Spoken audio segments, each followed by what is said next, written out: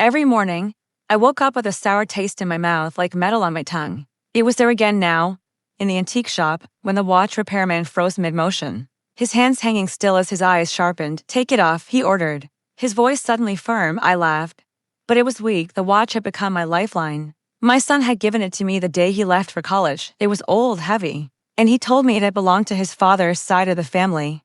He said it would keep me safe. I slowly slid it off my wrist. The repairman didn't touch it again. He gently flipped it over with a cloth, opened the back, and his face drained a color. "That's not a watch mechanism," he murmured. That was the moment everything started to make sense. I didn't start my marriage with suspicion. I began it, hoping for stability, for something to hold on to. I met Aaron when my son was 10. At a time when I was tired of choosing survival over softness, Aaron was calm and precise. A man who gently corrected my posture and called it care. He paid attention to the little things, remembered important dates, fixed things without being asked. He craved control, but I mistook that for competence. The watch showed up after our wedding. Not new, but deliberate. He told me it was a family heirloom, something passed down through tradition. He said my son had insisted I wear it to keep me protected while he was away. I trusted him. I wore it every day. Then, the nausea started. It began in the mornings, then spread to the afternoon's dizziness. Headaches that felt like a constant pressure behind my eyes. Doctors ran tests, took blood, did scans, nothing. They said it was anxiety, hormones, stress. Aaron came with me to every appointment, holding my hand, taking notes, speaking for me when I was too tired to answer.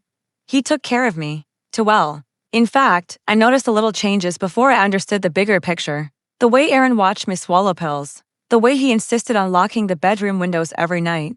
The way he always corrected my meals. Too much salt, that'll upset your stomach. He controlled what I ate while my body betrayed me. I didn't accuse him. I just observed silently. I learned how to sit still, how to not draw attention. The repairman slid a magnifying lens across the counter and turned the open case toward me. Inside, behind the moving gears, was a small compartment, sealed and hidden, not meant to be seen. "There's a slow release insert in here," he said, his voice quieter now. "It's not standard. Chemical, industrial." My hands went numb. Thoughts of Aaron's calm voice, of my son's absence, of how quickly Aaron suggested putting the house in his name, of how often he reminded me that I wasn't well. All flooded my mind. I paid the repairman in cash and asked him to seal it up exactly as it had been. He didn't argue. That night, I didn't confront Aaron. I did something better. I stopped wearing the watch. Within 48 hours, the nausea began to ease. That was my confirmation. From that point on, I made a plan. I quietly met with a lawyer, got my medical records in order, and arranged for an independent lab to analyze the insert. I installed cameras in my office, stopped eating the meals Aaron prepared for me, and pretended my improvement was just temporary. Aaron noticed everything. He always did. He noticed when the watch stayed on the dresser, when my color came back, when I stopped canceling plans. He tried to regain control, gentle at first, then more forceful. "You're not well?" he said one night. "I'm better than you think," I answered. That's when I knew he realized something was slipping away. I waited. I waited for the lab to confirm the compound. It wasn't lethal, just enough to weaken me, to dull my mind, to make me easier to control. I waited for my lawyer to file the right motions, for my accounts to be separated, for the evidence to be rock solid. I waited until Aaron felt safe. The confrontation didn't happen at home. It happened in his office, surrounded by glass walls and witnesses. I slid the watch across his desk. "You gave me this," I said. His eyes flickered to it briefly. "I took it to be repaired," I continued. "Do you want to explain what they found?" Inside, silence hung in the air before his lips curled into a smile that didn't reach his eyes. "You're imagining things," he said, his voice flat.